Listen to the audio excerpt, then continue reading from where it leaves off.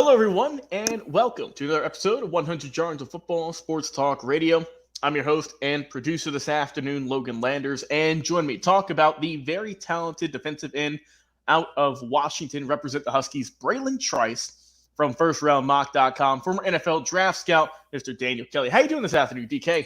Hey, Mr. Landers, I'm doing well. Just coming at you live from Key West, Florida here, trying to get all these last-second evaluations done.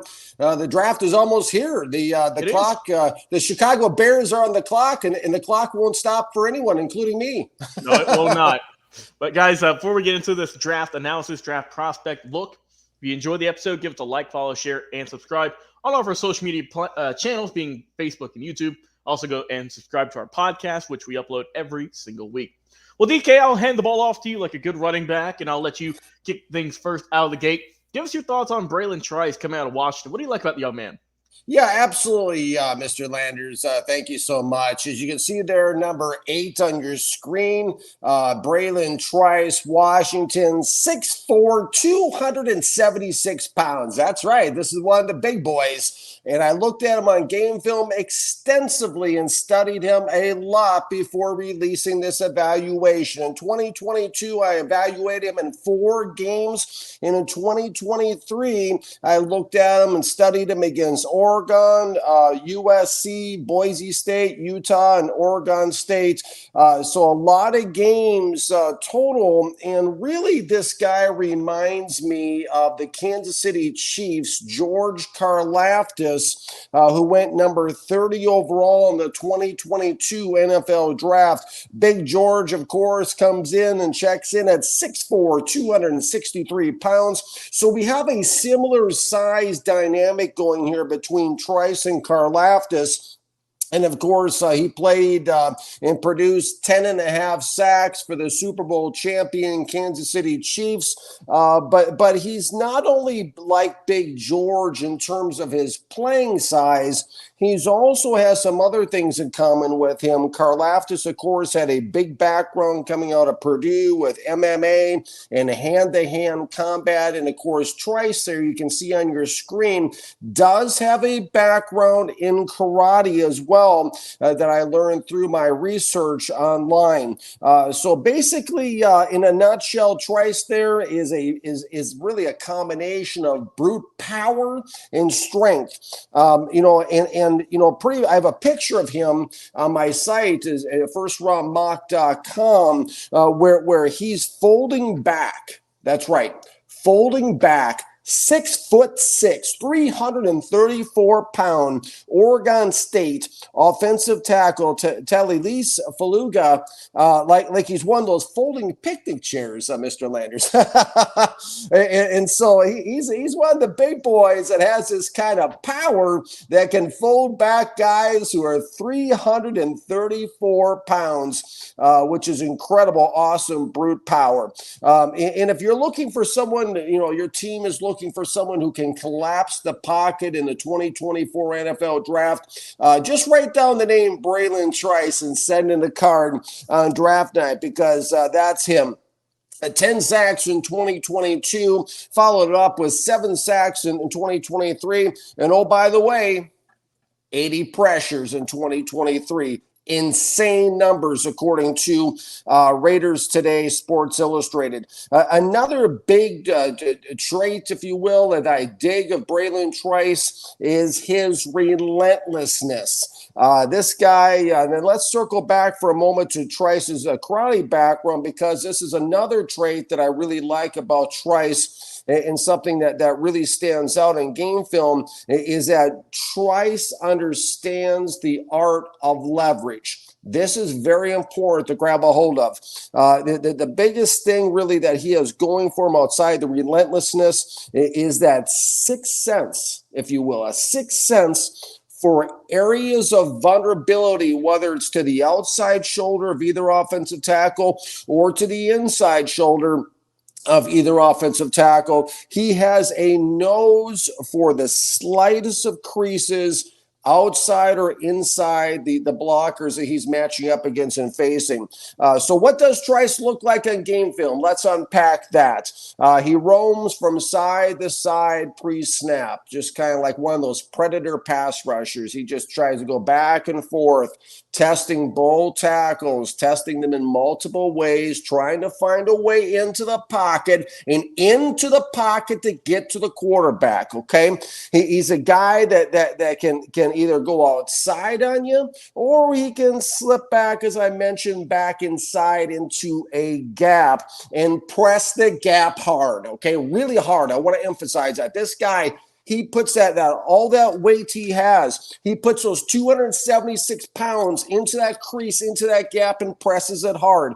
This is a guy, or he can switch it up on you, and he can run what's called an X stunt. An X stunt is when, of course, an edge rusher and an inside interior lineman kind of cross faces and go across, making an X, and then kind of to try to confuse the offensive line blocking assignments. And he can find his way into the pocket that way.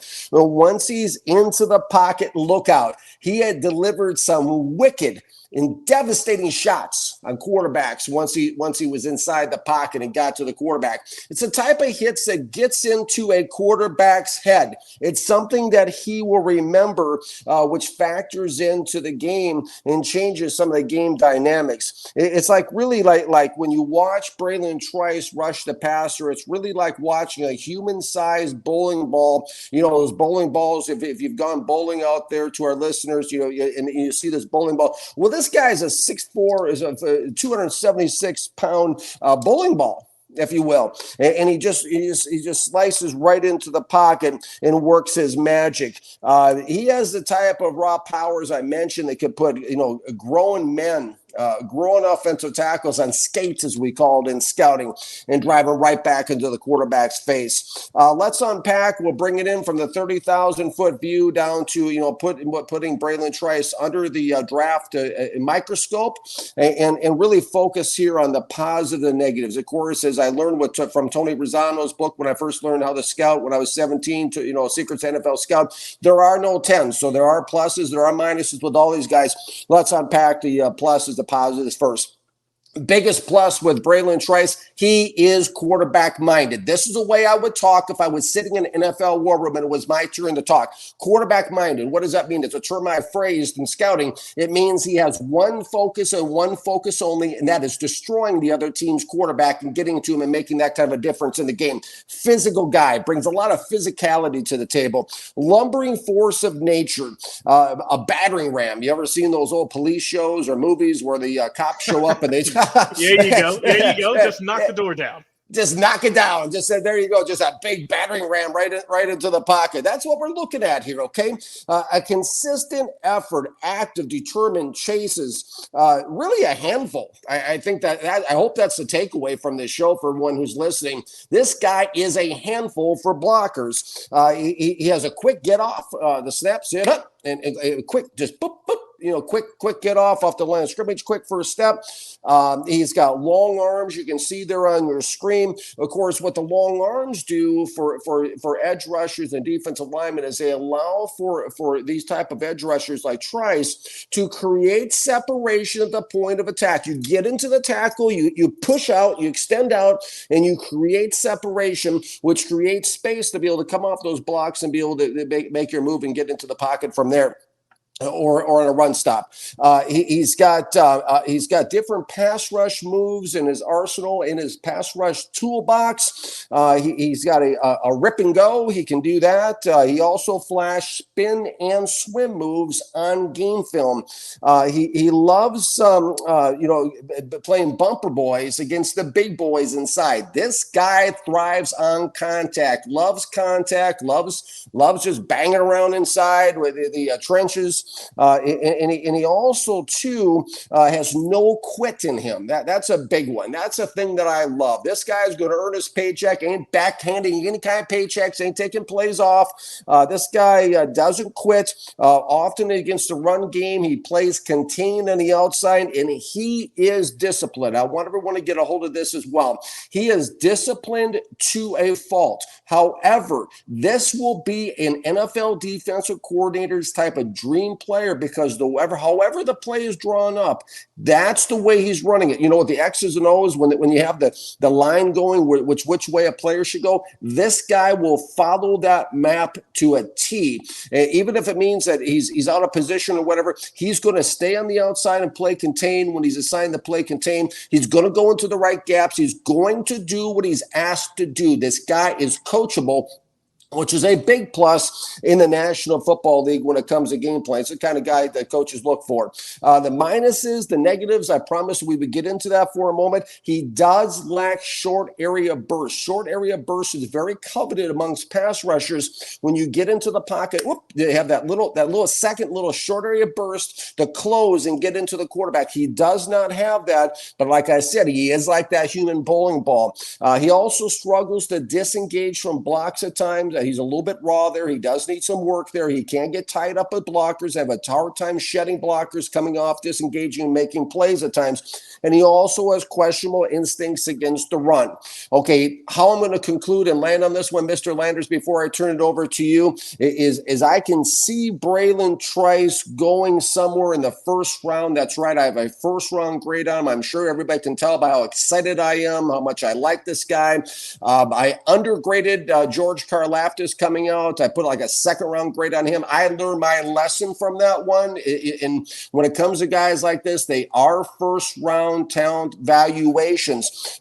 Between 25 and 32, like I said, is where I have Trice landing, and I have the Tampa Bay Buccaneers circled as being that team that will take Trice. That just seems to be a really good fit there with the Buccaneers. However, if he slips past Tampa Bay, I also have my eye on San Francisco, the 49ers at number 31.